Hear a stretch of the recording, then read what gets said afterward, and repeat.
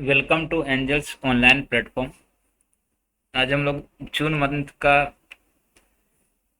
Test paper solution करने वाले हैं। तो चलो स्टार्ट करते हैं। देखो, क्वेश्चन नंबर वन में बोला है कि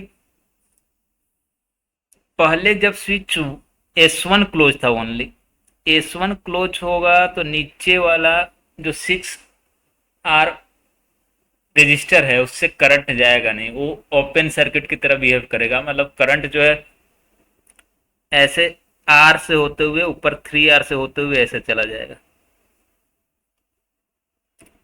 तो हम लोग करंट का वैल्यू बोलेंगे उस केस में E अपॉन टोटल रेजिस्टेंस हो जाएगा R प्लस 3R, क्योंकि ये R और 3R सीरीज में हो जाएंगे। तो फर्स्ट वाले केस में हम लोग बोलेंगे कि करंट जो होगा सर्किट में वो हो जाएगा E अपॉन 4R। तो मुझे बताना था कि वोल्ट मीटर एक्चुअली पहले केस में देखोगे जब S1 क्लोज था तो वोल्ट मीटर का रीडिंग मतलब 3R वाले रजिस्टर में वोल्टेज। अब किसी भी रेजिस्टेंस में वोल्टेज लिखने के लिए हम लोग IR लिखते हैं। तो फर्स्ट वाले केस में I का वैल्यू जो आया वो आया E अपॉन 4R। मुझे 3R वाले रजिस्टर में वोल्टेज चाहिए था ऐसा, तो RR कैंसिल हो जाएगा 3E/4। तो V1 को हम लोग बोलेंगे 3E/4। सेकेंड केस में S1 को ओपन रखा, H2 को क्लोज कर दिया। H2 को क्लोज करोगे तो करंट अब नीचे वाले 6R वाले रजिस्टर से जाएगा, ऊपर वाला तो ओपन सर्किट हो गया। तो अब सर्किट का टोटल रेजिस्टेंस देखोगे तो R और 6R सीरीज में 7R हो जाएगा। तो सेकेंड केस में हम लोग बोलेंगे सर्किट में करंट जो होगा E/7R। अब मुझे वोल्टेज चाहिए 6R वाले रजिस्टर में, क्योंकि वोल्ट मीटर उसके पैरेलल में लगा हुआ है। तो 6R वाले में हो जाएगा I इंटू 6R। तो ये आ जाएगा 6E/7। थर्ड केस में S1 S2 दोनों क्लोज। जब दोनों क्लोज हैं तो ये 3R और 6R पैरेलल में हो जाएंगे तो इनका इक्विवेलेंट 2R हो जाएगा। तो हम लोग बोलेंगे 6R और 3R की जगह पे 2R एक रजिस्टर है, ऐसा मान के चलेंगे। तो अब करंट अगर देखें हम लोग टोटल करंट हो जाएगा E/3R, क्योंकि R और 6R का इक्विवेलेंट 2R, तो R और 2R 3R, तो एक करंट हुआ। अब मुझे वोल्ट मीटर का रीडिंग, तो वोल्ट मीटर 3R 6R के पैरेलल में दोनों से करंट जा रहा है, तो इनके इक्विवेलेंट जो 2R आया उसका रीडिंग देगा। तो इंटू 2R कर देंगे ऐसा हम लोग, ये हो जाएगा मेरा V3। तो R खत्म, मतलब V1 को बोलेंगे हम लोग 3E/4, V2 को बोलेंगे 6E/7 और V3 को बोलेंगे हम लोग 2E/3। तो यहाँ से बोलेंगे V2 सबसे ज़्यादा होगा, फिर V1 एंड सबसे कम होगा V3। तो ऑप्शन बॉम्बे जो है करेक्ट हो जाएगा। क्वेश्चन नंबर 2 देखो। क्वेश्चन नंबर 2 में बैटरी जो है मेरा 60 वोल्ट का जो सप्लाई दिया जा रहा है, 60 वोल्ट का 400 kilo ohm and 200 kilo ohm का दो रजिस्टर थे। एक वोल्ट मीटर लगा हुआ है, वोल्ट मीटर का रेजिस्टेंस 200 किलो ओम है। मतलब वोल्ट मीटर आइडियल नहीं है, आइडियल होता तो इसका रेजिस्टेंस इनफाइनाइट होता, और आइडियल होता तो हम लोग बोलते वोल्ट मीटर वाले से करंट नहीं जाता। लेकिन इस क्वेश्चन में वोल्ट मीटर आइडियल नहीं है, इसका मतलब वोल्ट मीटर वाले से भी करंट जाएगा। तो वोल्ट मीटर को जस्ट हम लोग ऐसा समझेंगे कि वोल्ट मीटर एक 200 किलो ओम का रजिस्टर है और कुछ। अभी बैटरी से नेट करंट अगर देखने जाए हम लोग, नेट करंट हो जाएगा V/R इक्विवेलेंट देखोगे तो 200 एंड 200 पैरेलल में पहले, तो उसका हो जाएगा 100 और फिर 400 के साथ सीरीज में। तो 100 प्लस 400 500, तो 500 किलो ओम। तो जो करंट होगा बैट सर्किट में वो हो जाएगा फी अपॉन आर इक्विवेलेंट, ये आएगा मिली एम्पियर में, क्योंकि जो दे रखा है मुझे रेजिस्टेंस वो किलो ओम में था ऐसा। अब मुझे वोल्ट मीटर का रीडिंग चाहिए, तो वोल्ट मीटर का मतलब हम लोग ऐसा बोलेंगे कि 200 पैरेलल में है, तो 100 इसका इक्विवेलेंट 100 किलो ओम हो गया, मतलब 100 किलो ओम में वोल्टेज ड्रॉप। करंट मिल गया है तो जो वोल्टेज ड्रॉप होगा वी उसको आई इंटू आर बोलेंगे। आर के जगह पे हम लोग लिखने वाले हैं 100 किलो ओम। आई की जगह पे 60 अपॉन 500 मिली एम्पियर, आर की जगह पे 100 किलो ओम, तो ऐसा 60 डिवाइडेड बाई 5 मीन्स 12 वोल्ट। तो बोलेंगे क्वेश्चन नंबर 2 में ऑप्शन ए करेक्ट होगा। क्वेश्चन नंबर 3 देखो, बोला कि अगर किसी बैटरी को एक 2 ओम का एक्सटर्नल रेजिस्टेंस के साथ कनेक्ट करते हैं तो करंट जो सर्किट में होता है 2 एम्पियर, और सेम बैटरी को अगर 9 ओम रेजिस्टर के साथ जोड़ते हैं तो करंट जो होता है 0.5 एम्पियर। तो इंटरनल रेजिस्टेंस बताना है बैटरी का। हम लोग बोलेंगे ऐसा कि मेरे पास एक बैटरी है, ऐसा सोचो, एक बैटरी है, internal resistance small r, EMF E, इसको एक एक्सटर्नल रेजिस्टेंस के साथ जोड़ रहे हैं कैपिटल आर ऐसा। अभी तो जब ये एक्सटर्नल रेजिस्टेंस 2 ओम था तो करंट, तो अगर करंट लिखना होगा इस सर्किट में मान लो, तो करंट का फॉर्मूला हो जाएगा voltage upon total resistance R plus small are.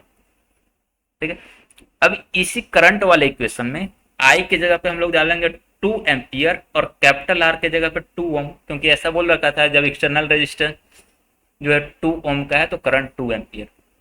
तो इक्वेशन मेरा ऐसा बन जाता,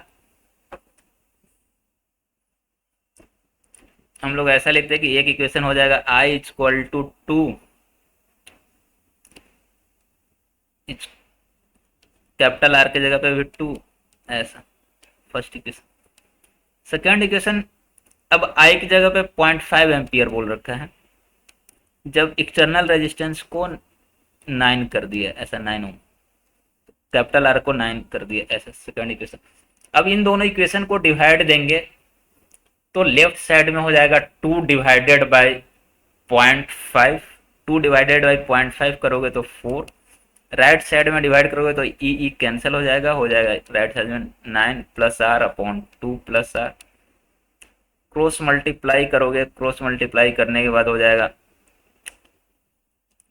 8 plus 4r equal to 9 plus r. यहाँ से r का वैल्यू मिल जाएगा, तो r का वैल्यू जो कैलकुलेशन के बाद आएगा वो हो जाएगा 1/3 ओम ऐसा। तो हम लोग बोलेंगे ऑप्शन ए जो है करेक्ट होगा इस वाले क्वेश्चन से, थर्ड में। उसके बाद क्वेश्चन नंबर 4 देखिए,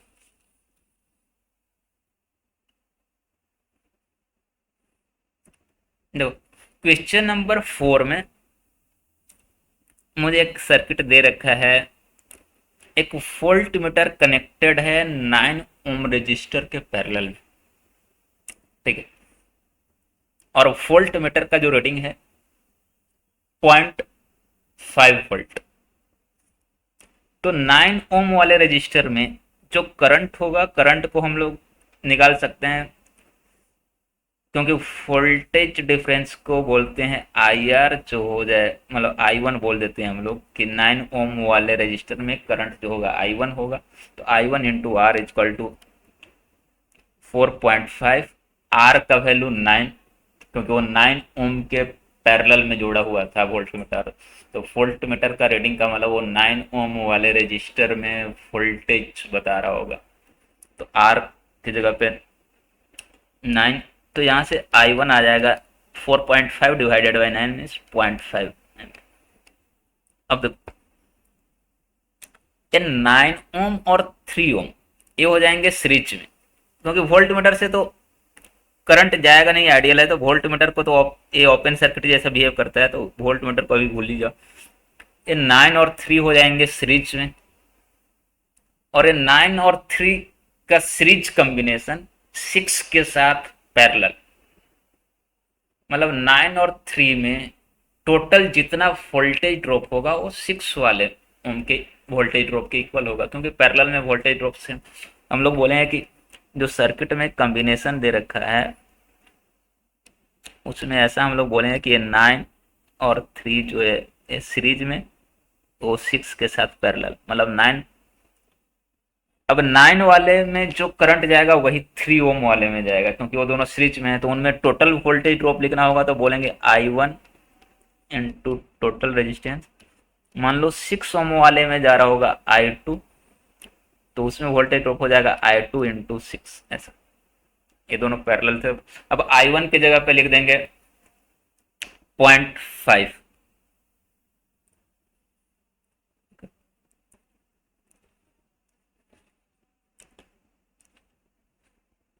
तो I1 की जगह पे 0.5 रखने से I2 का वैल्यू आ जाएगा 1 एम्पियर, मतलब 6 ओम वाले में 1 आ गया करंट, ऐसा। और 9 और या 3 जो सीरीज थे उनमें 0.5, तो टोटल करंट हम लोग बोलेंगे यहाँ पे I1 प्लस I2 मीन्स 1.5। अब ये 1.5 एम्पियर आगे चल के 3 ब्रांच में डिवाइड होगा, कुछ 10 ओम वाले में, कुछ 12 ओम वाले में, और कुछ 15 ओम वाले में। मुझे 12 ओम वाले में चाहिए, तो हम लोग एक करंट डिवाइडर रूल पढ़े थे कि अगर करंट जो है दो पैरेलल ब्रांच में डिवाइड हो रहा है तो दोनों ब्रांच में क्या होगा, I1 I2 निकालना सीखे थे वहां से। लेकिन यहाँ पे 3 ब्रांच है, तो 3 ब्रांच को हम लोग 2 ब्रांच में कन्वर्ट करेंगे। भाई हम लोग करेंगे क्या कि ये 10 ओम और 15 ओम ये दोनों जो पैरेलल में है, तो इन दोनों की जगह इसका इक्विवेलेंट रख देंगे। मीन्स कुछ सर्किट ऐसा हम लोग कर सकते हैं कि एक तो 12 ओम, क्योंकि मुझे 12 ओम वाले में ही करंट चाहिए, और एक 10 और 15 का इक्विवेलेंट। 10 और 15 जो पैरेलल में था उसको हटा के उसके जगह पे उसका इक्विवेलेंट रख देंगे। टोटल करंट आ रहा था 1.5 एम्पियर, और 10 और 15 का इक्विवेलेंट हो जाएगा, पैरेलल में है तो 6, ऐसा। अब ये 1.5 ओम 12 वाले में कितना जाए डिवाइड होगा, वही बताना मुझे। तो हम लोग अगर इसको करंट को I3 मान ले, तो हम लोग ऐसा लिख सकते हैं कि I3 इक्वल टू हो जाएगा total current into opposite resistance means 6 upon total resistance means 18, ऐसा। तो 6 से 18 3 टाइम्स में 1.5 डिवाइडेड बाई 3 तो हो जाएगा 0.5। तो बोलेंगे I3 वाला, मतलब I3 जो 12 ओम वाले रजिस्टर में करंट है उसका वैल्यू आएगा 0.5, इसलिए आंसर बॉम्बे जो होगा करेक्ट होगा।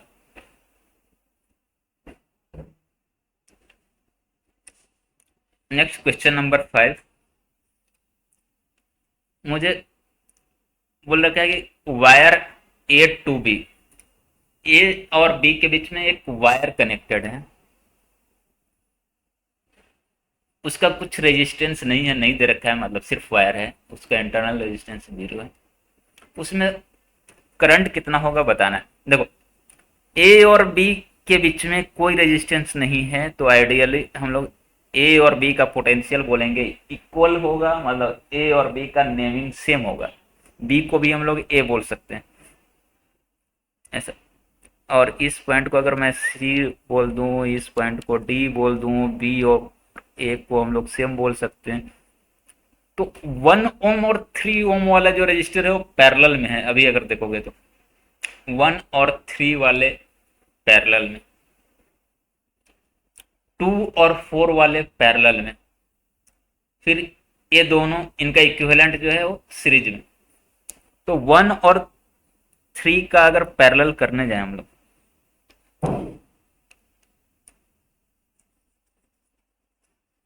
तो 1 और 3 का पैरेलल हो जाएगा 3/4। ऐसा तो हम लोग ऐसा वन, पहले हम लोग नेट रेजिस्टेंस निकाल रहे हैं सर्किट का, ताकि टोटल करंट हम लोग बैटरी से जो सप्लाई हो रहा है वो कैलकुलेट कर सके। उसके लिए मुझे इक्विवेलेंट रेजिस्टेंस लिखना पड़ेगा। इक्विवेलेंट रेजिस्टेंस लिखने के लिए हम लोग बोलेंगे 1 और 3 पैरेलल में है, तो उनका आर इक्विवेलेंट हो जाएगा 3/4। फिर 2 और 4 पैरेलल में है, तो उनका इक्विवेलेंट हो जाएगा 2 और 4 का 8/6। 8/6 और उसको और कट कर देंगे तो 4/3 ऐसा।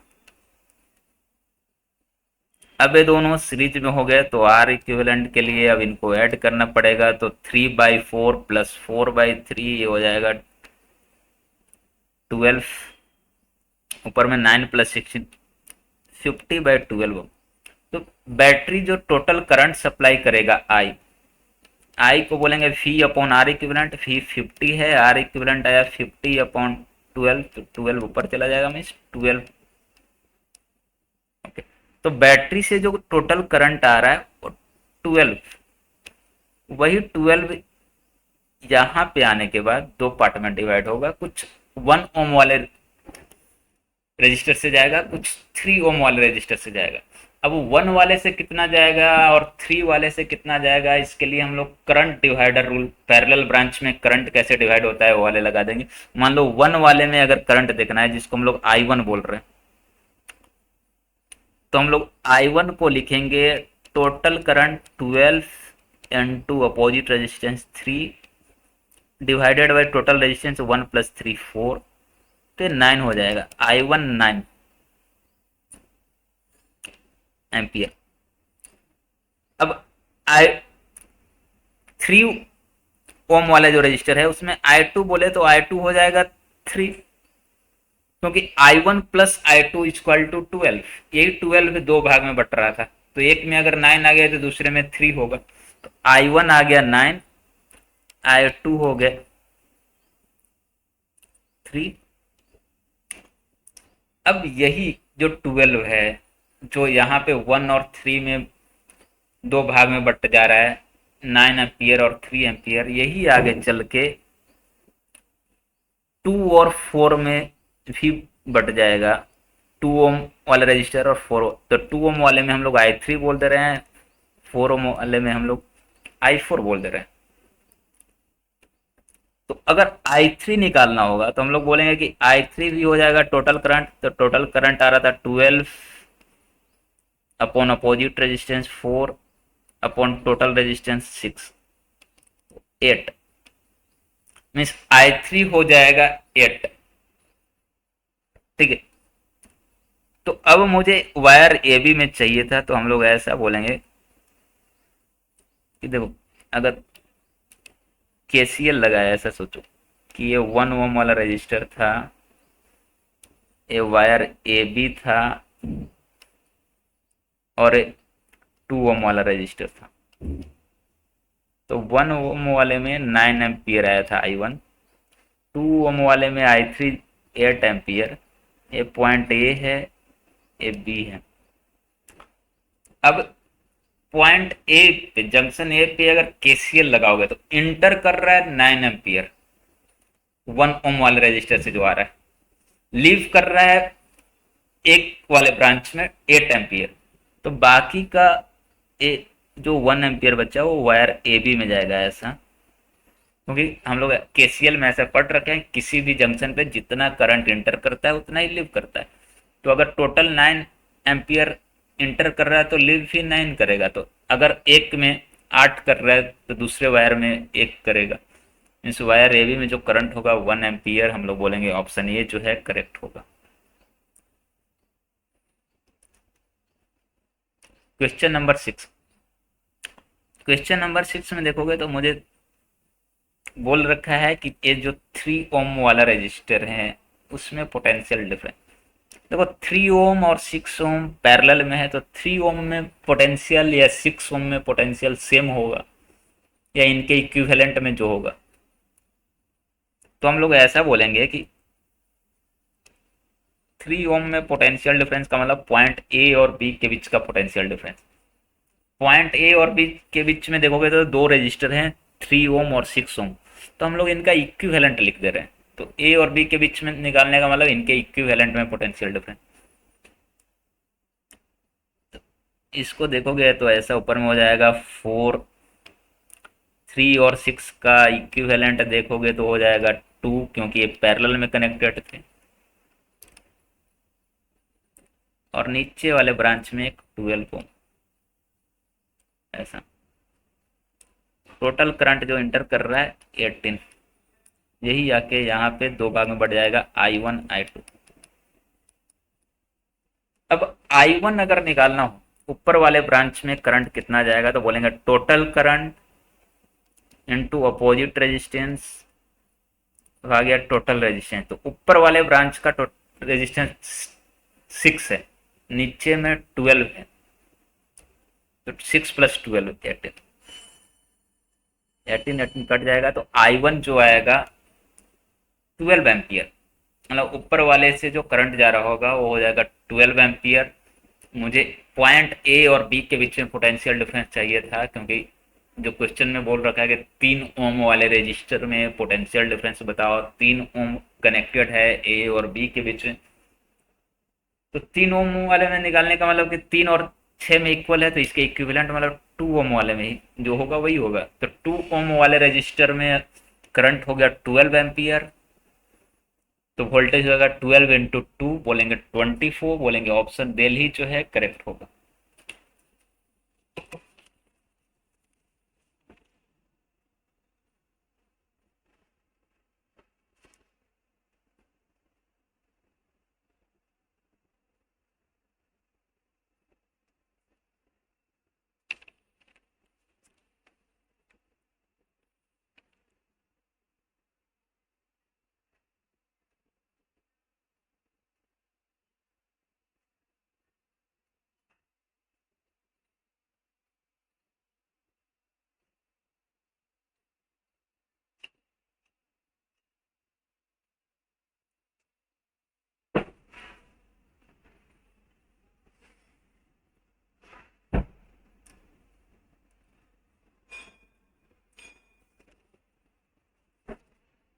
नेक्स्ट क्वेश्चन देखो, क्वेश्चन नंबर 7।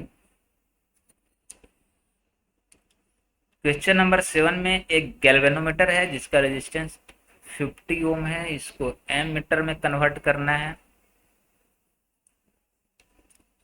कन्वर्ट करने के लिए हम लोग 1 ओम का एक शंट रेजिस्टेंस लगाते हैं पैरेलल में। अब full scale deflection current IG जो है 10 मिली एम्पियर दिया हुआ है, तो मैक्सिमम करंट मतलब एमीटर का रेंज क्या होगा बताना है। तो देखो हम लोग एमीटर को गैल्वेनोमीटर में कन्वर्ट करने के लिए जो शंट रेजिस्टेंस लगाना पड़ता है उसका फॉर्मूला पढ़े थे, IG अपॉन I-IG। अब इस क्वेश्चन में शंट रेजिस्टेंस 1 दे रखा है, RSH। तो RSH की जगह पे लिख देंगे 1, और IG दे रखा है 10 मिली एम्पियर, तो IG की जगह पे लिख देंगे 10 मिली एम्पियर। RG दे रखा है 50, तो RG की जगह पे लिख देंगे 50। तो सबका वैल्यू रखेंगे तो I मिल जाएगा। कैलकुलेशन से I का जो वैल्यू आएगा 510 मिली एम्पियर। बोलेंगे ऑप्शन बॉम्बे जो है करेक्ट होगा।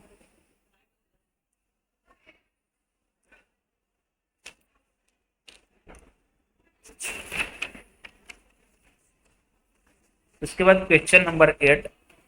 क्वेश्चन नंबर 8 में बोला गया कि दो बल्ब जो हैं जिनका रेटिंग, जिन पे लिखा हुआ है 25 वाट 220 वोल्ट, और दूसरे वाले पे लिखा हुआ है 100 वाट 220 वोल्ट, वो सीरीज में कनेक्टेड हुए हैं एक बैटरी के साथ। हम लोग ऐसा बोलेंगे कि दो बल्ब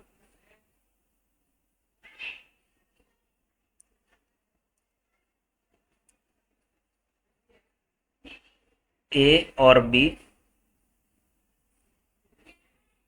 एक बैटरी के साथ कनेक्टेड है। बैटरी भी मेरा 220 वोल्ट का है। बल्ब एक का नाम ये दे रहे हैं, एक का नाम भी। ए वाले का रेटिंग 25 वाट 220 वोल्ट, और बी वाले का रेटिंग 100 वाट 220 वोल्ट। तो पहले इनका रेजिस्टेंस निकालेंगे हम लोग दोनों बल्ब का। तो फर्स्ट वाले का रेजिस्टेंस हो जाएगा रेटेड वोल्टेज, मतलब 220 का square, V square upon P बोलते हैं, अपॉन ऐसा। सेकेंड वाले बल्ब का हम लोग बोलेंगे कि हो जाएगा 220 स्क्वायर अपॉन 100।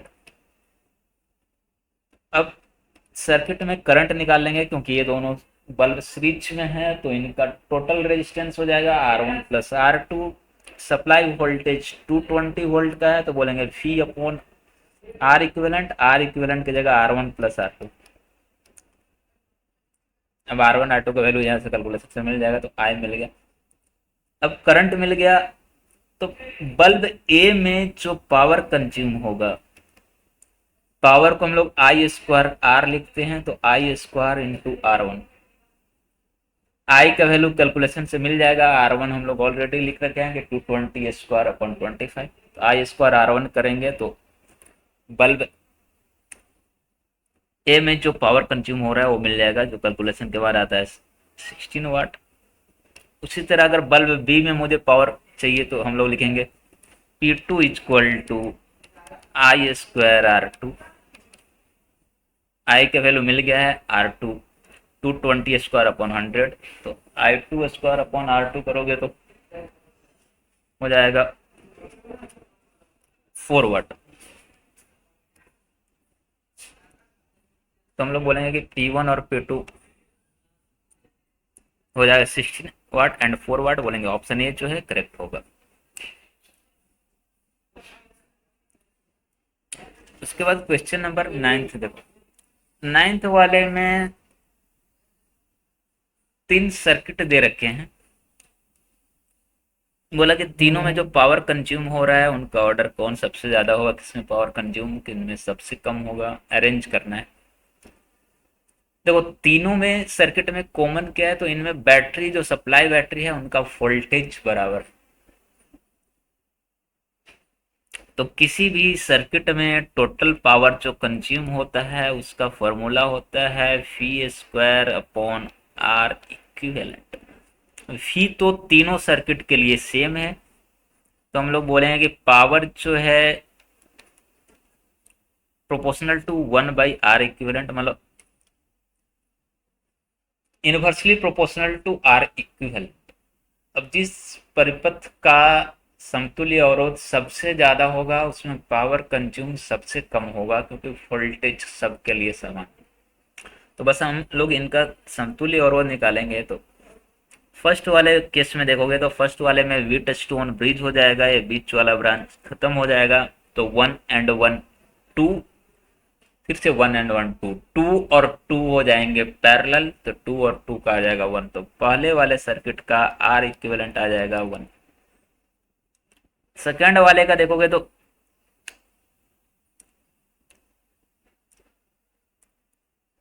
इसमें 1 and 1, 2 और 1, 2 to 1 पैरेलल।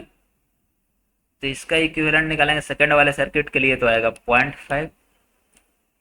थर्ड वाले के लिए देखोगे तो हो जाएगा 2 to 1 पैरेलल, पहले इसका 0.5 प्लस 1 सीरीज, तो 1.5। थर्ड वाले के लिए हो जाएगा 1.5।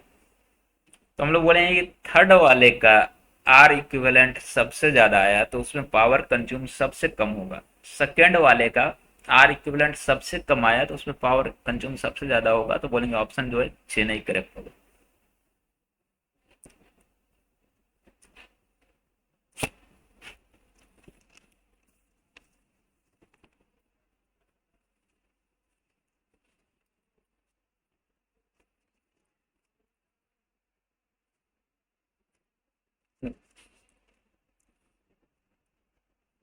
इसमें बोल रखा है कि जो ए और बी के बीच में जो रजिस्टर कनेक्टेड है 3 ओम मतलब 6 ओम, मतलब ये वाला रजिस्टर। इस 6 ओम वाले रजिस्टर में वोल्टेज ड्रॉप और करंट क्या होगा? तो हम लोग ऐसा बोलेंगे कि मेरा जो सेल दिया हुआ है, ये 4 सेल चारों के चारों पैरेलल में है, और सबका ईएमएफ नेट ईएमएफ देखोगे तो 27 वोल्ट 3 ओम हो जाएगा। सेकेंड वाले का भी 27 वोल्ट 3 ओम। थर्ड वाले का 14 वोल्ट प्लस 13 वोल्ट, तो 27 वोल्ट 3 ओम। और फोर्थ वाले रजिस्टर, सॉरी सेल, वो भी हो जाएगा 27 वोल्ट 3 ओम।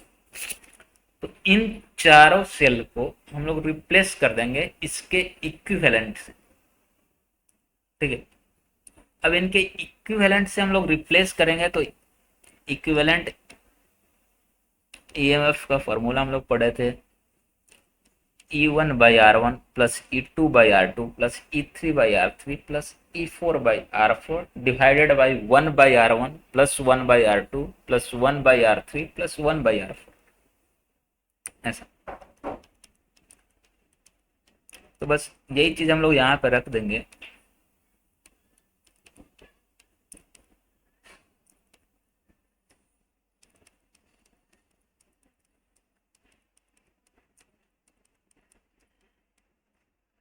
अब E1 E2 E3 E4 सबको 27 volt, R1 R2 R3 R4 सबको 3, तो कैलकुलेशन के बाद ये आ जाएगा 27। इंटरनल रेजिस्टेंस का अगर इक्विवेलेंट देखोगे तो 3 3 3 3 पैरेलल में, तो हो जाएगा 3/4। मतलब सर्किट मेरा ऐसा बन जाएगा कि उन चारों का इक्विवेलेंट आया 27 वोल्ट, इंटरनल रेजिस्टेंस का इक्विवेलेंट आया 3/4 ओम। एक पॉइंट ए है, एक पॉइंट बी है। अब एक कनेक्टेड है यहाँ रजिस्टर 3 और 3 सीरीज में था तो 6। अब इसी वायर ए बी में मतलब 6 ओम वाले रजिस्टर में करंट, तो करंट के लिए इस परिपथ में अब करंट बताना होगा, तो हम लोग बोलेंगे कि करंट आएगा total voltage upon total resistance. Total resistance के लिए 3/4 प्लस 6, 3/4 प्लस 6, तो 6 4 जा 24, 27/4, 4 ऊपर चला जाएगा मतलब 4। तो करंट आ गया 4 एम्पियर। अब वोल्टेज चाहिए था, तो वोल्टेज IR होता है तो 4 × 6, तो ये हो जाएगा 24 वोल्ट। तो हम लोग बोलेंगे 24 वोल्ट होगा वोल्टेज ड्रॉप और करंट हो जाएगा 4 एम्पियर। ऑप्शन बॉम्बे जो है करेक्ट होगा।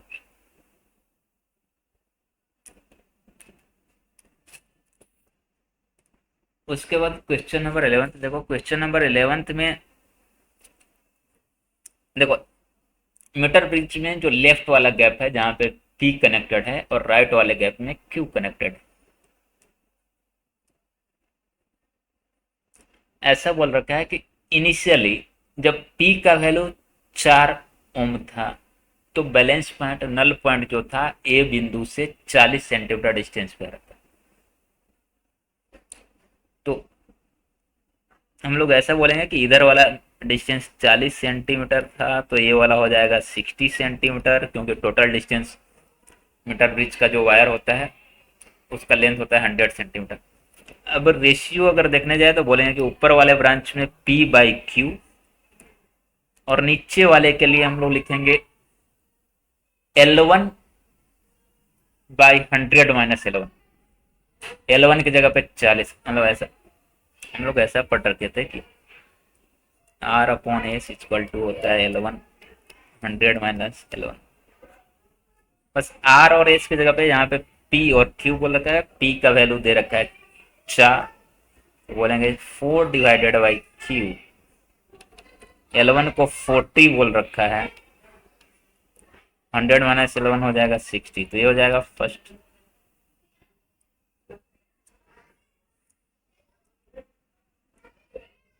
सेकंड केस में बोला कि अगर P के साथ सीरीज में एक X रजिस्टर लगाया जाए, तो अब लेफ्ट गैप में हो जाएगा P plus x, right gap में Q। अब बैलेंस पॉइंट नल पॉइंट जो है वो 80 सेंटीमीटर पे शिफ्ट हो गया। 80 यहाँ पे 100 माइनस 80 करेंगे 20, इस सेकंड इक्वेशन। अब इन दोनों इक्वेशन को डिवाइड दे दोगे तो क्यू क्यू कैंसिल हो जाएगा, यहाँ से हो जाएगा P by sorry 4/4 plus x. इधर डिवाइड दोगे तो 2/12 नहीं 1/6 ऐसा।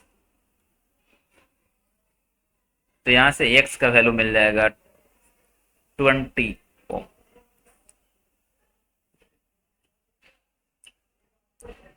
क्वेश्चन नंबर 12 देखो। क्वेश्चन नंबर 12 में बोला कि एक कॉपर कंडक्टर है जिसमें करंट जो है 5 एम्पियर, रेडियस जो है वायर का 5 मिलीमीटर। तो मोबिलिटी क्या होगा अगर ड्रिफ्ट वेलोसिटी इलेक्ट्रॉन का दे रखा है। देखो तो हम लोग ऐसा बोलेंगे कि मोबिलिटी को हम लोग पढ़ रखे हैं कि मोबिलिटी जो होता है drift velocity upon electric field ऐसा। अब एक इक्वेशन और हम लोग पढ़ रहे थे, J equal to sigma E, और सिग्मा को लिखते थे 1/रो एस। मीन्स यहां से ई को बोलेंगे हम लोग J इंटू रो, और J करंट डेंसिटी जो होता है था I upon A into rho ऐसा। तो यहाँ मोबिलिटी वाले फॉर्मूला में ई की जगह पे हम लोग डाल देंगे आई रो अपॉन ए, तो ए चला जाएगा ऊपर। अब देखो ct है ड्रिफ्ट वेलोसिटी जो क्वेश्चन में दे रखा है, डायरेक्ट हम लिख देंगे 1.1 इंटू 10⁻³ आई है करंट जो दे रखा है 5 एम्पियर, रो है रेजिस्टिविटी जो दे रखा है 1.7 इंटू 10⁻8 ओम मीटर। एरिया के लिए कंडक्टर का रेडियस दे रखा है 5 मिलीमीटर, तो एरिया हो जाएगा पाई आर स्क्वायर। तो पाई इंटू रेडियस का स्क्वायर करोगे एरिया मिल जाएगा, मतलब सब चीज मालूम है। तो मोबिलिटी वाले इक्वेशन में सबका वैल्यू रखेंगे तो मोबिलिटी मिल जाएगा। कैलकुलेशन से आता है 1, तो बोलेंगे ऑप्शन बॉम्बे जो है करेक्ट होगा।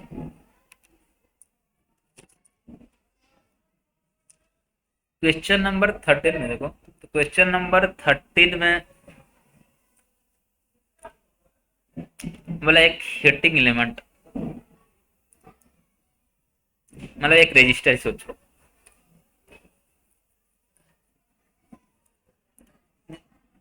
जिसका रेजिस्टेंस है 100 ओम रूम टेम्परेचर पे, मतलब इनिशियल जो उसका रेजिस्टेंस है 100 ओम, रूम टेम्परेचर पे 100 ओम। बाद में जब उससे 2 एम्पियर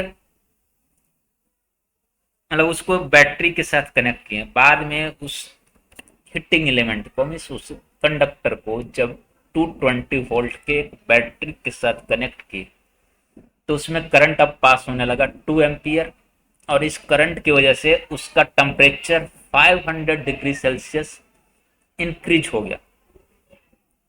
मीन्स देखो बाद में उस कंडक्टर का अगर रेजिस्टेंस देखे तो V अपॉन आई, तो V था जो सप्लाई हमने दिया 220 वोल्ट, आई उससे करंट जो पास हो रहा है 2 मीन्स 110 ओम। मीन्स रूम टेम्परेचर पे रेजिस्टेंस था 100, बाद में करंट की वजह से उसकी टेम्परेचर बढ़ गई इसलिए उसकी रेजिस्टेंस बढ़ गई, और रेजिस्टेंस V/I से आया 110। तो अल्फा बताना है मुझे कोफिशिएंट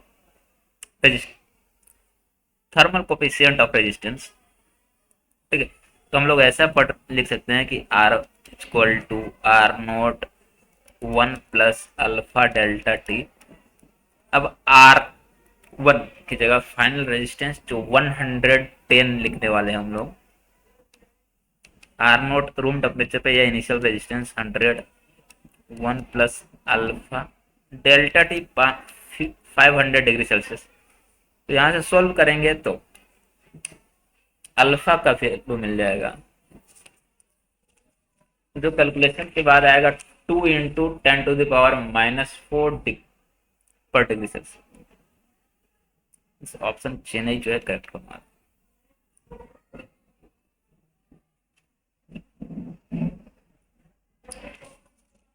क्वेश्चन नंबर 14 में देखो बोला कि दो सेल जिनकी ईएमएफ सेम है, ई इंटरनल रेजिस्टेंस भी सेम है।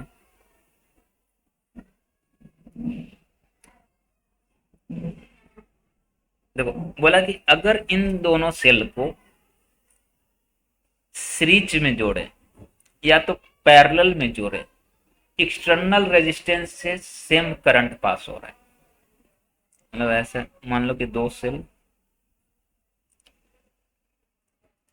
पहले इनको सीरीज में जोड़ा और एक 6 ओम का एक्सटर्नल रेजिस्टेंस लगा दिया ऐसा। तो 6 ओम वाले रजिस्टर में करंट आई आ रहा है, तो इस करंट को हम लोग लिखते टोटल ईएमएफ या नेट ईएमएफ। तो सीरीज में दो सेल है तो नेट ईएमएफ हो जाएगा ई प्लस ई 2E upon total resistance circuit का देखोगे तो R+R+6 2R+6 एक करंट आया फर्स्ट केस में। सेकंड केस में अगर इन्हीं दोनों सेल को पैरेलल में जोड़े,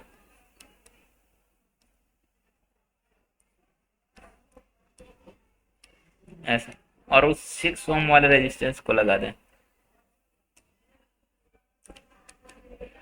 और इस केस में करंट को हम लोग I2 बोल रहे हैं। देखो अब करंट निकालना होगा 6 ओम वाले रेजिस्टेंस में, तो पहले इन दोनों सेल को रिप्लेस करेंगे इनके इक्विवेलेंट से। तो इनका इक्विवेलेंट करोगे तो दो सेल पैरेलल में है, इक्विवेलेंट हो जाएगा। ईएमएफ का इक्विवेलेंट देखेंगे E/R plus E/R upon 1/R plus 1/R। Formula जो हम लोग पढ़े थे E1/R1 plus E2/R2 divided by 1/R1 plus 1/R2। तो R1 R2 के जगह पे उस फॉर्मूला में R रखेंगे, E1 E2 के जगह पे E रखेंगे। तो वहां से E इक्विवेलेंट जो आएगा E ही होगा। इंटरनल रेजिस्टेंस का इक्विवेलेंट देखोगे तो R पैरेलल में R/2 में हम लोग ऐसा बोल सकते हैं कि फाइनली इनका इक्विवेलेंट से रिप्लेस कर देंगे तो EMF E internal resistance R/2 ये 6 ओम का रजिस्टर। अभी इसमें जो करंट होगा उसको बोलेंगे हम लोग net EMF divided by total resistance, तो 6 प्लस R/2 ऐसा। इक्वेशन 2 I1 I2 का इक्वेशन मिल गया। बोल रखा है कि दोनों केस में करंट सेम है, मीन्स I1 और I2 को इक्वेट कर देंगे। इक्वेट करने के बाद E और E कट जाएगा, वहां से R जो इंटरनल रेजिस्टेंस फाइंड करना है वो मिल जाएगा। तो सोल्व करोगे तो स्मॉल r का वैल्यू आता है 6 ओम। बोलेंगे ऑप्शन दिल्ली जो है करेक्ट होगा। उसके बाद नेक्स्ट क्वेश्चन देखो, एक सर्किट दे रखा है,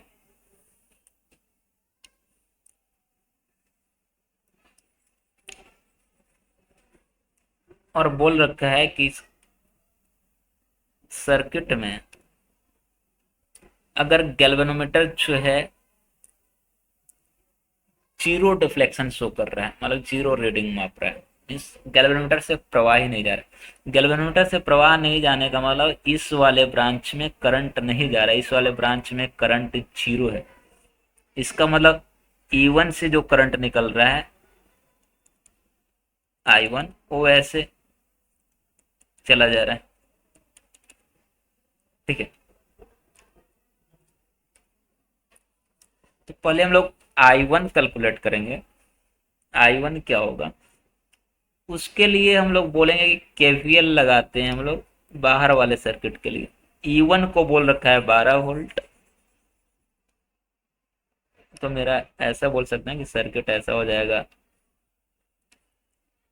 E1 12 वोल्ट, यहाँ पे 500 ओम का रजिस्टर है, करंट ऐसे आई आ रहा या I1 आ रहा था, इसमें I1 जाएगा,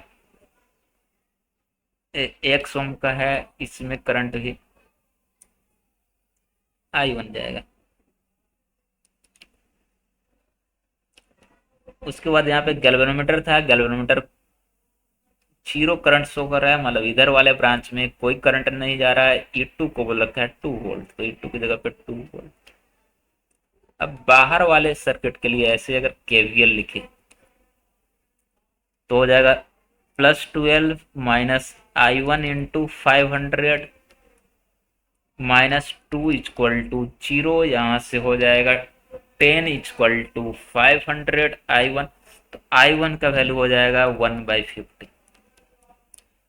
ठीक है, अब देखो ये 1 ओम वाला रजिस्टर और ये 2 वोल्ट वाले बैटरी ये पैरेलल में है, क्योंकि गैल्वेनोमीटर तो एक वायर जैसा होता है आइडियल। तो ये 2 वोल्ट वाला बैटरी और 1 ओम वाले रजिस्टर पैरेलल में है, तो इनमें करंट सॉरी वोल्टेज सेम होनी चाहिए। तो वोल्टेज 1 ओम वाले में हो जाएगा I1 into x equal to 2 volt, 2 volt वाले बैटरी के साथ पैरेलल। तो एक्स अगर निकालना होगा तो हम लोग बोलेंगे 2/I1। अब I1 का वैल्यू आ गया 1/50, तो I1 की जगह पे 1/50 रख देंगे, तो x का वैल्यू आ जाएगा 100 ओम, तो बोलेंगे x इक्वल टू हो जाएगा 100 ohm. Option Bombay correct.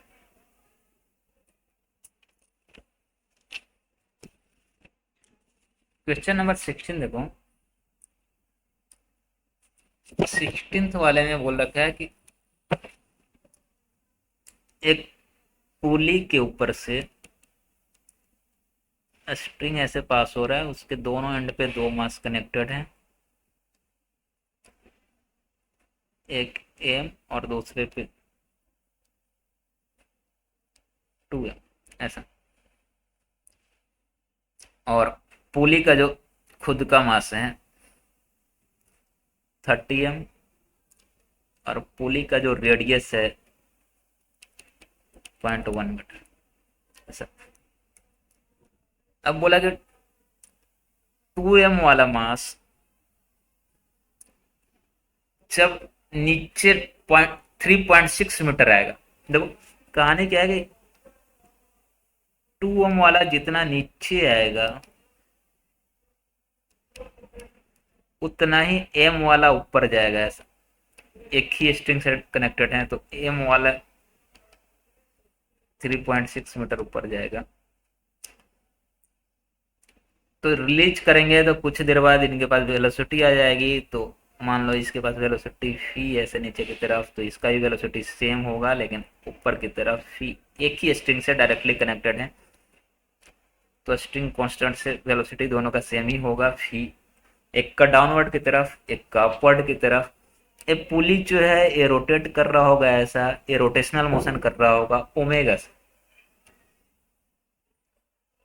Omega से। तो अब मुझे बताना है कि फी का वैल्यू क्या होगा 2M वाले का स्पीड, तो जो 2M वाले का स्पीड होगा वही M वाले का स्पीड होगा। इन शॉर्ट मुझे फी का वैल्यू फाइंड करना है। हम लोग बोलेंगे यहाँ पे एनर्जी कंजर्व कर दे रहे हैं, क्योंकि कहीं पे कोई स्लिपिंग नहीं हो रही है, इसका मतलब स्लिपिंग नहीं होने का मतलब कि एनर्जी लॉस नहीं हो रहा। वर्क डन बाय फ्रिक्शन, घर्षण का कार्य 0 है, घर्षण का कार्य 0, इसका मतलब हम लोग बोलेंगे कि ऊर्जा संरक्षित होना चाहिए। तो जितना ऊर्जा घट रहा है उतना ही बढ़ रहा है, मतलब टोटल ऊर्जा। देखो तो एक तो 2M वाला जो मास है वो नीचे आया, तो उसकी स्थितिज ऊर्जा घटेगी, तो जो घटेगी उसको हम लोग माइनस में लिखेंगे, तो ये हो जाएगा -2mgh। M वाला मास ऊपर जा रहा है तो उसकी बढ़ेगी, उसको लिखेंगे mgh। दोनों का काइनेटिक एनर्जी बढ़ेगा, क्योंकि पहले स्थिर अवस्था में था, तो पहले तो 0 था, बाद में वेग आ गया फिर, तो M वाले का हो जाएगा 12mv², 2M वाले का हो जाएगा 12 2m फी स्क्वायर। और एक डिस्क पुली, पुली पहले तो अस्थिर था, बाद में रोटेशनल मोशन करने लगेगा, घूमने लगेगा, इसलिए इसके पास भी गति जुड़ जाएगा, काइनेटिक एनर्जी। तो रोटेशनल मोशन कर रहा है इसलिए काइनेटिक एनर्जी आएगी हाफ आई ओमेगा स्क्वायर। अब आई को हम लोग लिखने वाले हैं ए मारा स्क्वायर बाय 2, क्योंकि पुली जो है और डिस्क से बना है, डिस्क है एक्चुअली, पुली को डिस्क कंसिडर करना है। तो डिस्क का आई जो होता है चाक का मात्रा, मोमेंट ऑफ इनर्शिया ए मारा स्क्वायर बाय 2 होता है, इंटू ओमेगा स्क्वायर। ओमेगा को हम लोग बोलते हैं phi upon R, omega is equal to phi by R. तो ऐसा, तो नेट इंक्रीज और डिक्रीज मिला के होना चाहिए 0। तो बस इसी को हम लोग 0 से इक्वेट करेंगे, टोटल एनर्जी को हम लोग बोल देंगे कि 0 हो जाएगा। अब m तो कॉमन लेके कैंसिल हो जाएगा, क्योंकि सबका मास m के टर्म में ही दिया हुआ है, एक का m, एक का 2m और एक का 30m। ठीक है, h का वैल्यू क्वेश्चन में दे रखा है, h का वैल्यू रख देंगे तो मुझे फी मिल जाएगा। तो इस क्वेश्चन में h का वैल्यू रखोगे तो फी मिल जाएगा, और कैलकुलेशन से जो फी आता है 2 मीटर पर सेकंड, मीन्स हम लोग बोलेंगे ऑप्शन बॉम्बे जो है करेक्ट होगा। उसके बाद क्वेश्चन नंबर 17 देखो, 17 वाले में बोल रखा है कि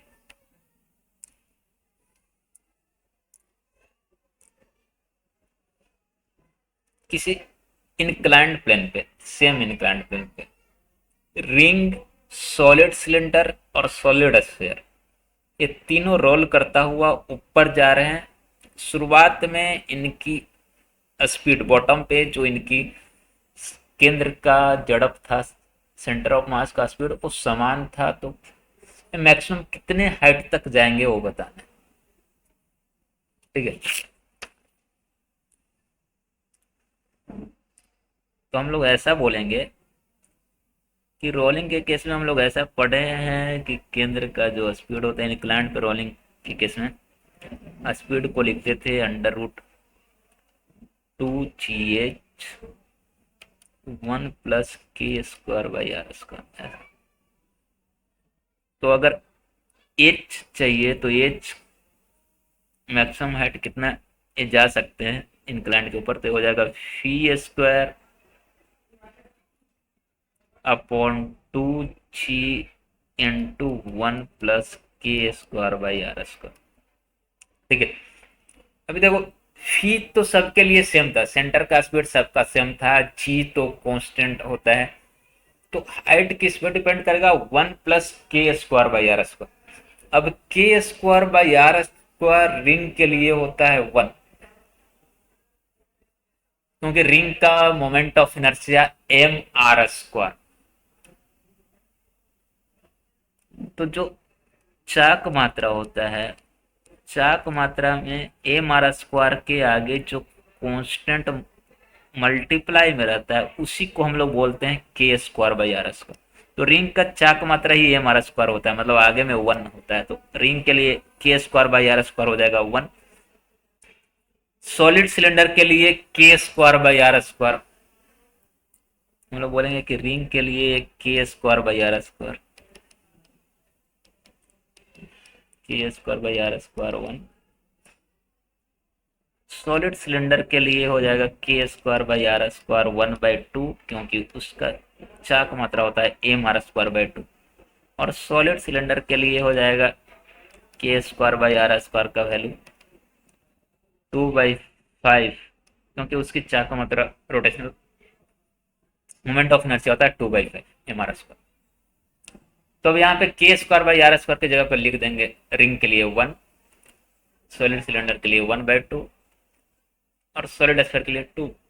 तो h1 h2 h3 रिंग के लिए हाइट, सिलेंडर के लिए हाइट और स्फीयर के लिए हाइट मिल जाएगा। अब उनका रेशियो के लिए उनको बस डिवाइड देंगे, तो ये डिवाइड करने के बाद जो रेशियो आता है वो होता है 20:15 4 ऐसा। तो हम लोग बोलेंगे ऑप्शन बॉम्बे जो है करेक्ट होगा।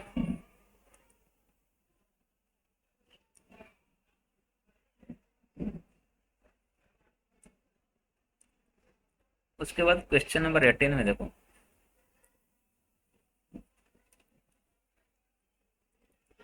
क्वेश्चन नंबर 18 में बोल रखा है कि कोई एक सर्कुलर डिस्क टॉप से बॉटम तक रोल करता हुआ आ रहा है इंक्लाइन के ऊपर, तो टाइम T2 लगता है। जब रोल करता हुआ, रोलिंग जब कर रहा है तो टाइम लग रहा है T2। जब सिर्फ स्लिपिंग कर रहा है, जब वो स्लिप करता है तो टाइम लगता है T1। स्लिप करने का मतलब लिनियर मोशन, सिर्फ रेखीय गति करता है, सिर्फ रेखीय गति करता है तो टाइम T1।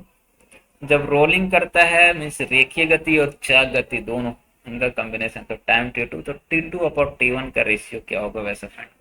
देखो, तो हम लोग ऐसा फॉर्मूला पढ़ रखे हैं कि अगर स्लिपिंग कर रहा है तो टाइम पीरियड होता है √2L/G, और जब रोलिंग करता है तो टाइम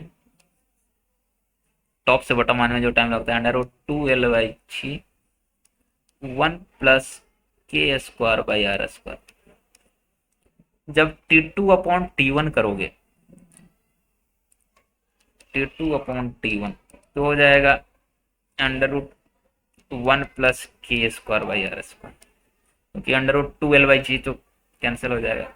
अब रिंग दे रखा है, नहीं, यहाँ पर डिस्क दे रखा है, तो डिस्क के लिए मोमेंट ऑफ इनर्शिया होता है mr²/2, मीन्स K²/R² का वैल्यू हो जाएगा हाफ, तो हाफ +1 करेंगे तो हो जाएगा 3/2 मीन्स ऐसा।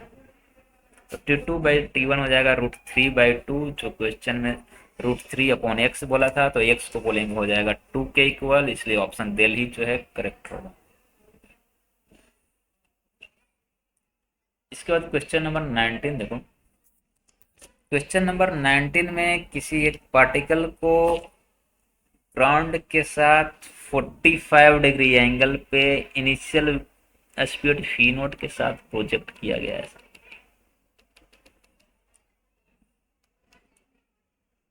तो हम लोग बोल रहे हैं एक्स एक्सिस वाई एक्सिस ऐसे प्रोजेक्ट किया गया v0 स्पीड से 45 डिग्री एंगल, तो पार्टिकल ऐसे जाएगा, ऐसे गिरेगा, प्रोजेक्टाइल मोशन करेगा। जब वो टॉप मोस्ट पॉइंट पे होता है, सबसे हाईएस्ट पॉइंट पे, महत्तम ऊंचाई पे, तो उसका जो वर्टिकल कंपोनेंट ऑफ वेलोसिटी, सिरोलम वाला वेग 0 हो जाता है, और हॉरिजेंटल वाला वेग तो हर जगह सेम होता है। हॉरिजेंटल कंपोनेंट में इस टाइम पे उसका वेग हो रहा होगा v0 cos 45, और ग्राउंड से हाइट हो रहा होगा h। अभी बोला कि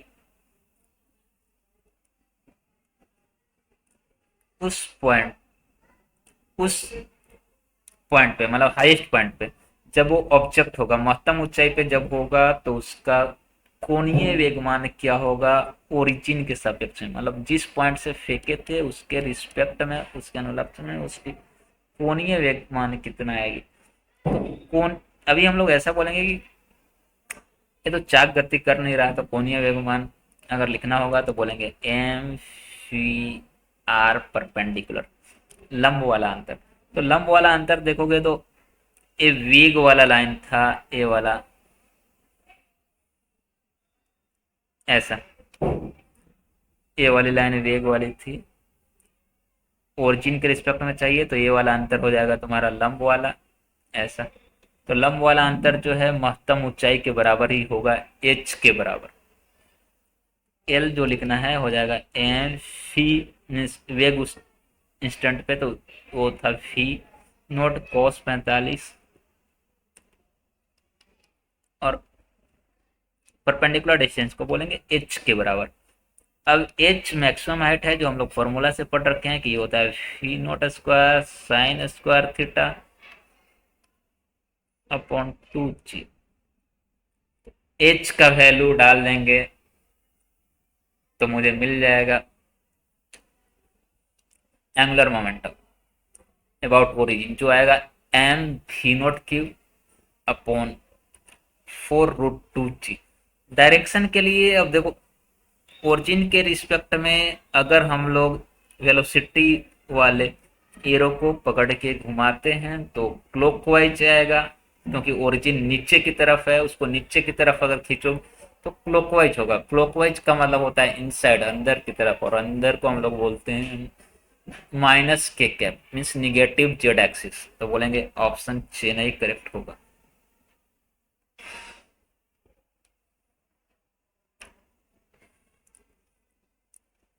क्वेश्चन नंबर 20, एक सॉलिड स्फीयर और एक हॉलो सिलेंडर ऊपर की तरफ रोल कर रहे हैं सेम इनिशियल स्पीड v से।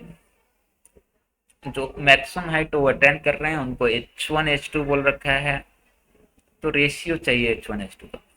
अभी थोड़ी देर पहले हम लोग देखे थे कि जब कोई ऑब्जेक्ट इंक्लाइंड प्लेन के ऊपर रोल करता है तो उसके सेंटर का स्पीड अगर बॉटम पे v हो तो हाइट के साथ उसका रिलेशन होता है √2gh 1 प्लस के स्क्वायर बाई आर स्क्वायर। अगर h लिखना हो तो हो जाता है v square by 2g into 1 plus के स्क्वायर बाई आर स्क्वायर। ठीक है, अब यहाँ पे सॉलिड स्फीयर और हॉलो सिलेंडर दोनों के लिए इनिशियल स्पीड, शुरुआत वाला वेग जब वो बॉटम नीचे में था तो समान दिया था, तो भी तो सेम है दोनों के लिए 2g कांस्टेंट। तो हाइट किस पे डिपेंड करेगा, के स्क्वायर प्लस आर स्क्वायर। अब के स्क्वायर बाई आर स्क्वायर हम लोग जानते हैं कि सॉलिड स्फीयर का होता है 2/5। तो सॉलिड स्फीयर का जो हाइट है उसको लिखेंगे v square by 2g 1 plus के स्क्वायर बाई आर स्क्वायर करोगे तो 1 प्लस 2/5 मीन्स 7/5। हॉलो सिलेंडर का के स्क्वायर बाई आर स्क्वायर होता है 1, तो हो जाएगा 1 प्लस 1 मीन्स 2 ऐसा। अब इनका रेशियो चाहिए तो रेशियो के लिए इनको डिवाइड दे देंगे, डिवाइड दोगे तो we square by 2g cancel हो जाएगा, ये हो जाएगा 7/10। तो बोलेंगे रेशियो जो आएगा वो हो जाएगा 7। ऑप्शन बॉम्बे जो है करेक्ट होगा इसमें। क्वेश्चन नंबर 21 देखो,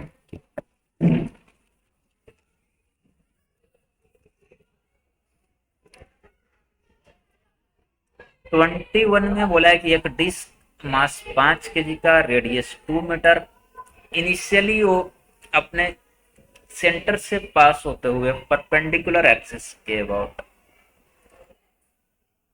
रोटेट कर रहा था 10 रेडियन पर सेकंड की स्पीड। एक दूसरा डिस्क है जो इनिशियली रेस्ट पे था, फिर उसको जेंटली इस डिस्क के ऊपर रख देते हैं। बाद में क्या होगा कि ये दोनों डिस्क एक साथ एक समान कोणीय झड़प से रोटेट करना स्टार्ट करेंगे। तो इस प्रोसेस में मतलब उस डिस्क को, दूसरे डिस्क को पहले डिस्क के ऊपर रखने से कितना एनर्जी का लॉस हुआ वो बताना। देखो, तो पहले शुरुआत वाला कोणीय झड़प तो मालूम है कि 10 था जब सिर्फ एक तक थी, एक डिस्क रोटेट कर रहा। बाद में दोनों डिस्क एक साथ एक के ऊपर एक रख दिए तो दोनों डिस्क एक साथ रोटेट करेंगे। तो बाद में कोणीय झड़प क्या होगा पहले वो निकालेंगे, एंगुलर मोमेंटम कंजर्व करके बोलेंगे एक्सटर्नल कोई टॉर्क नहीं है, दूसरे डिस्क को जेंटली रखा गया है, मतलब टॉर्क नहीं लगा। टॉर्क नहीं लगा तो कोणीय वेगमान संरक्षित होना चाहिए, मतलब I1 omega 1 equal to I2 omega 2। ठीक है, अब I1 शुरू में एक ही डिस्क था तो हो जाएगा a हमारा स्क्वायर बाई 2, दूसरा तो अस्थिर था। ओमेगा 1 को दे रखा है 10। बाद में I2 मीन्स अब दोनों डिस्क तो a हमारा स्क्वायर बाई 2 प्लस a हमारा स्क्वायर बाई 2। अब दोनों डिस्क एक साथ रोटेट करेंगे इनटू ओमेगा 2। यहाँ से ओमेगा टू का वैल्यू हो जाएगा 5 रेडियन, मतलब बाद वाला कोणीय झड़प हो जाएगा 5 रेडियन पर सेकेंड ऐसा। अब कितना ऊर्जा लॉस हुआ वो चाहिए।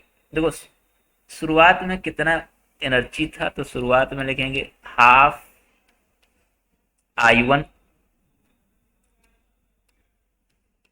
Omega square omega one square, सिर्फ एक ही तख्ती रोटेट कर रहा था तो सिर्फ एक ही के पास ऊर्जा होगा। बाद में अब दोनों रोटेट कर रहे हैं तो अब दोनों के पास होगा, तो लिखेंगे पहले एक के पास लिख लेते हैं, तो एक के पास half I omega two square, एक के पास होगा इंटू टू कर दे रहे हैं क्योंकि दोनों एक समान झड़प से कोणीय झड़प से रोटेट करेंगे, तो कुल ऊर्जा इंटू टू हो जाएगा ऐसा।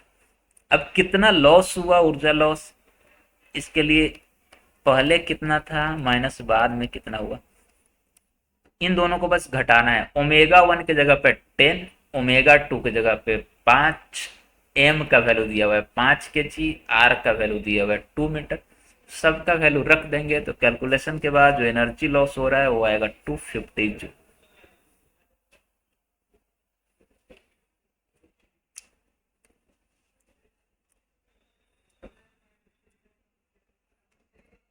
उसके बाद 22 क्वेश्चन नंबर 22 देखोगे तो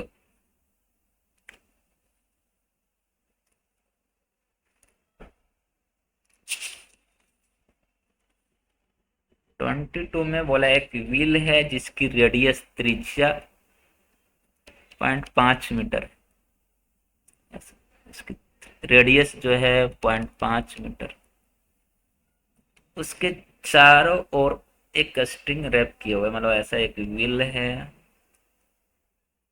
जो फ्री टू रोटेट रोटेट कर सकता है। इसके चारों ओर ऐसा एक डोरी रोप है ऐसे, और रोप के एक किनारा से एक 4 kg का पार्टिकल ऐसा लटक रखा। ठीक है, अभी क्या कि अब जब ये 4 kg वाला पार्टिकल नीचे आएगा तो व्हील जो है ऐसा रोटेट करेगा, जिसके लिए एंगुलर एक्सेलरेशन अल्फा दे रखा है 8 रेडियन पर सेकंड स्क्वायर। तो हम लोग यहाँ से ए लिख सकते हैं, ए को बोलेंगे होगा alpha into r, r radius, तो रेडियस क्वेश्चन में दे रखा है 0.5 मीटर, तो अल्फा 8 × 0.5 करोगे तो हो जाएगा 5 मीटर, सॉरी 4, 8 × 0.5 करेंगे तो 4। तो ये 4 kg ब्लॉक नीचे की तरफ आएगा जिसका एक्सेलरेशन प्रवेग होगा 4। अगर इसका एफबीटी बनाए तो बोलेंगे ऊपर की तरफ टेंशन लगेगा, नीचे की तरफ mg लगेगा, mg हो जाएगा 40, तो नेट बल हो जाएगा 40 माइनस टी, नेट बल को लिखेंगे m गुना ए, तो 4 गुना ए का वैल्यू आया 4, तो इसलिए तनाव बल जो उत्पन्न होगा वो हो जाएगा 40 माइनस 16 मीन्स 24 न्यूटन है।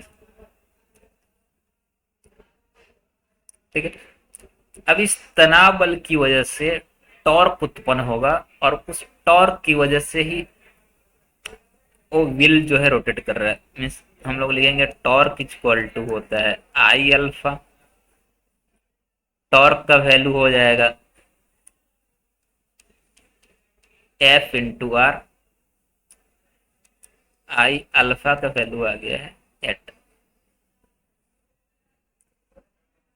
अब तनाव बल आया 24, आर रेडियस दिया हुआ है 0.5 इक्वल टू आई इंटू 8, तो अगर आई निकालना है तो ये हो जाएगा 12/8 मीन्स 3/2 मीन्स 1.5, तो हम लोग बोलेंगे कि इसका जो आंसर आएगा वो होगा 1.5, I equal to 1.5 kg metre square. हम लोग बोलेंगे ऑप्शन बॉम्बे जो है करेक्ट होगा।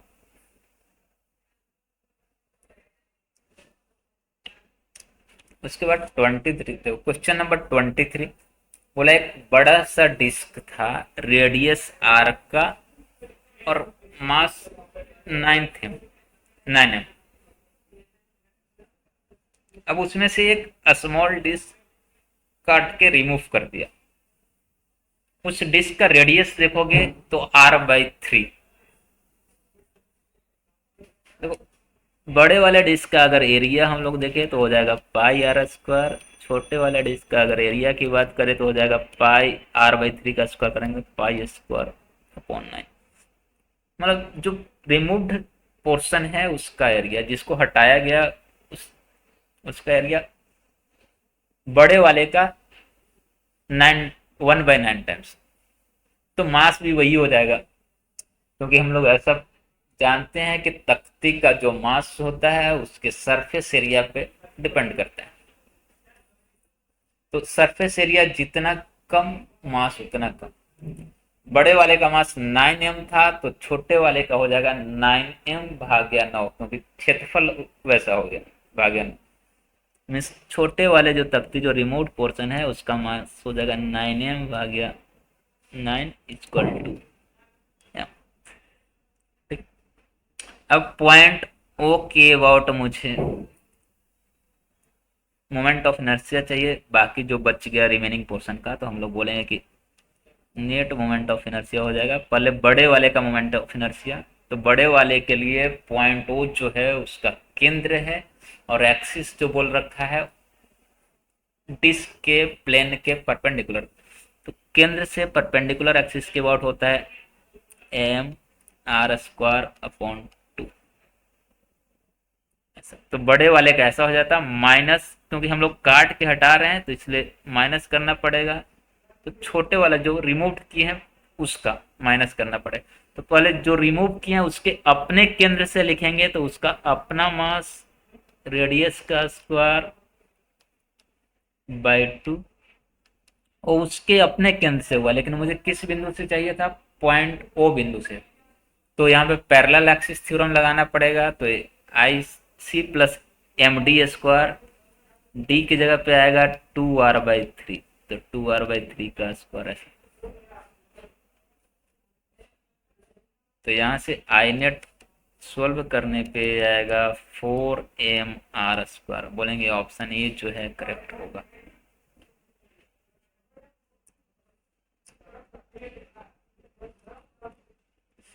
क्वेश्चन नंबर 24 में देखो, तो 24 में एक लोग है जिसका मास 0.1 kg है, उसको एक स्ट्रिंग से बांध के स्ट्रिंग को होल से पास करके ऐसे हॉरिजॉन्टल टेबल पे घुमा रहे हैं। इनिशियली रेडियस जो था 0.4 मीटर और एंगुलर स्पीड जो था 0.2 मीटर। बाद में स्ट्रिंग को खींच के उसकी लंबाई कम कर दी, मीन्स अब रेडियस हो गया 0.2 मीटर। तो नया वाला एंगुलर वेलोसिटी क्या होगा, बोलेंगे कि यहाँ पे टॉर्क जो भी होगा, एक्चुअली फोर्स जो भी होगा और टेंशन फोर्स होगा, वह स्ट्रिंग से ही बांध के घुमा रहे हैं। अब वो टेंशन फोर्स सेंटर से पास हो रहा है, क्योंकि स्ट्रिंग को होल से पास किया गया है। तो टेंशन फोर्स का टॉर्क सेंटर के अबाउट हो जाएगा 0, टॉर्क 0। इसका मतलब एंगुलर मोमेंटम कंजर्व कोणीय वेगमान से रखी, तो इसका मतलब शुरू वाला कोणीय वेगमान और बाद वाला कोणीय वेगमान इक्वल होगा।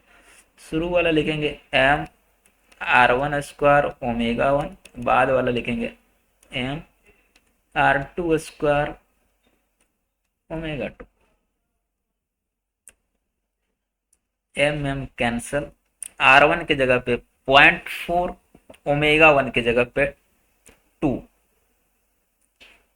r2 की जगह पे 0.2 और ω2 मिल जाएगा। तो वहां से कैलकुलेशन से ω2 का वैल्यू आएगा 8 रेडियन पर सेकंड। बोलेंगे ऑप्शन चेन्नई करेक्ट होगा।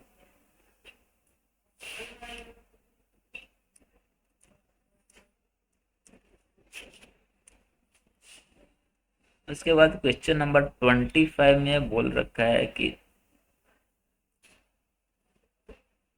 4 सॉलिड स्फीयर जिनमें सबका मास सेम, रेडियस r है, उनको एक square frame, massless square frame के कॉर्नर पे रखा गया है। ऐसे इस तरह से कि स्फीयर का सेंटर जो है फ्रेम, स्क्वायर फ्रेम के वर्टेक्स पे लाई कर दे।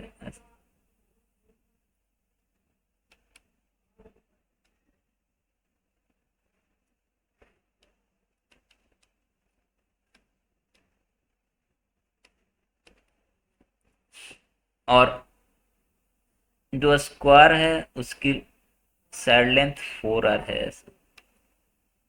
तो बोला इस सिस्टम का मोमेंट ऑफ इनर्शिया बताओ सेंटर से पास होते हुए परपेंडिकुलर एक्सिस के बाद। ऐसा एक्सिस यहाँ से पास हो रहा है सेंटर से। तो पहले किसी एक स्फीयर का हम लोग उसके अपने द्रव्यमान केंद्र से लिखेंगे,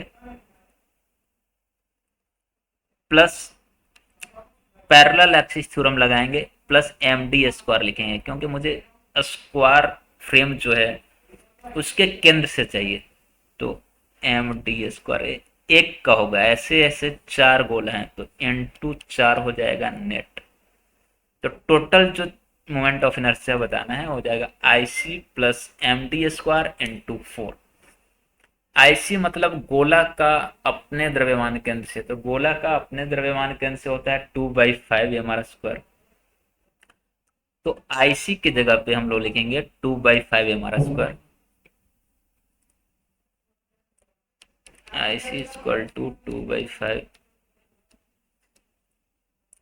डी की जगह पे, डी मतलब गोला का केंद्र और स्क्वायर का केंद्र के बीच का अंतर। तो ये हो जाएगा विकर्ण का आधा, विकर्ण होता है बाजू की लंबाई भाग्या इंटू √2। ये विकर्ण उसका आधा करोगे तो हो जाएगा बाजू की लंबाई बाय √2 ऐसा। तो डी की जगह पे ऐसा डाल देंगे, सी की जगह आई सी की जगह पे 2/5 हमारा स्क्वायर। तो कैलकुलेशन के बाद नेट जो मोमेंट ऑफ इनर्शिया आएगा वो हो जाएगा 168 ए हमारा स्क्वायर बाई 4। बोलेंगे ऑप्शन दिल्ली जो है करेक्ट होगा।